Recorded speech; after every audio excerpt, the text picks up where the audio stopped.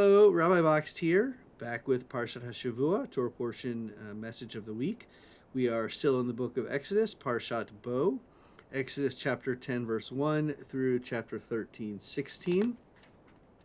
And the outline is this. We have the 8th and the ninth signs from God, or the plagues, eighth being locust, the ninth being darkest, and then we have the preparation for the Exodus, and then that's followed by the last of the 10 plagues, the slaying of the firstborn. The Exodus begins, and then there's ritual remembrances of the Exodus. Let's break this down. So the first is locusts. We've had 7 plagues prior to.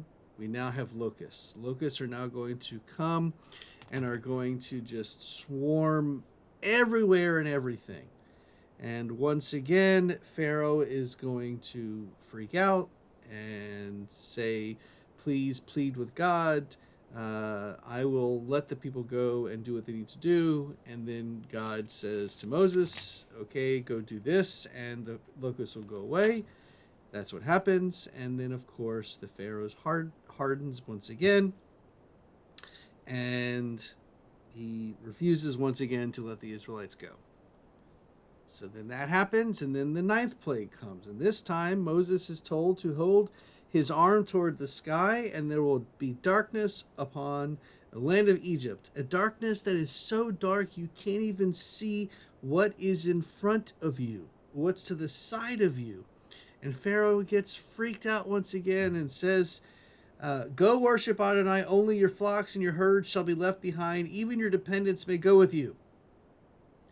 And eventually, Moses goes and pleads with God, and Moses says, okay, God, let it be light again. The Pharaoh's going to let us go. And God replies by saying, I will bring but one more plague upon Pharaoh and upon Egypt.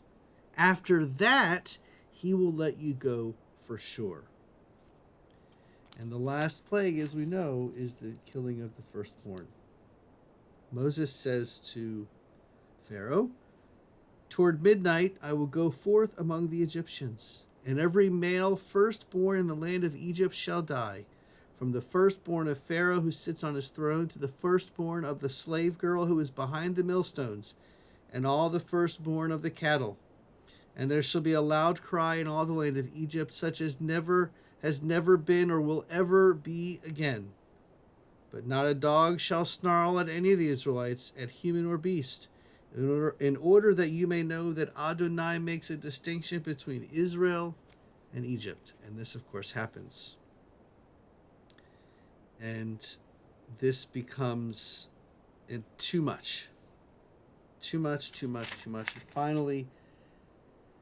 Finally, Pharaoh says, go, take your people and go. But before we get to that, we have this intervening section, if you will, of chapter 12, in which God is preparing the Israelites for what's about to happen, for their exodus out of Egypt. God says that on the 10th of this month, each of the members of the Israelites shall take a lamb to a family, a lamb to a household. Your lamb shall be without blemish. You shall take some blood of it and put it on the 2 doorposts of your house, this signifying that when the angel comes through, that it's not going to kill your children. And yes, that blood on that doorpost is exactly for the same reasons why we have a mezuzah today. It's a symbol that it's a Jewish home. Then there's instructions on how to eat the lamb, and the remembrance festival that will come in the future as we remember our Exodus. And then we come back to, in the middle of the night, male firstborn of every Egyptian, of every animal not of the Israelites was destroyed. And once again, Pharaoh calls Moses in and says, okay, fine, go. The Israelites begin to journey. They begin to leave. The Israelites journeyed from Ramses to Sukkoth, about 600,000 men on foot, aside from dependents. The length of time that the Israelites lived in Egypt was 430 years. And on the end of the 430th year, to the very day, all the ranks of Adonai departed from the land of Egypt. What happens? Pharaoh once again sends the Egyptian army out to capture, to bring back the Israelites. I want to read just the last part.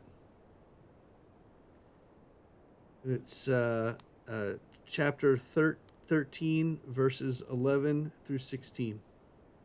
And when Adonai has brought you into the land of the Canaanites, as God swore to you and to your fathers, and has given it to you, you shall set apart for Adonai every first issue of the womb. Every male firstling that your cattle drop shall be Adonai's. But every firstling donkey you shall redeem with a sheep. If you do not redeem it, you must break its neck. And you must redeem every male firstborn among your children. And when in time to come a child of yours asks you, saying, what does this mean? You shall reply, it was with a mighty hand that Adonai brought us out from Egypt, the house of bondage. When Pharaoh stubbornly refused to let us go, Adonai slew every male firstborn in the land of Egypt, the firstborn of both human and beast. Therefore I sacrifice to Adonai every first male issue of the womb, but redeem every male firstborn among my children. And so it shall be as a sign upon your hand and as a symbol on your forehead, that with a mighty hand Adonai freed us from Egypt. We read that section every year on Passover as a constant reminder of God allowing us out. You'll have to wait till next week for the separating of the sea. Shabbat Shalom.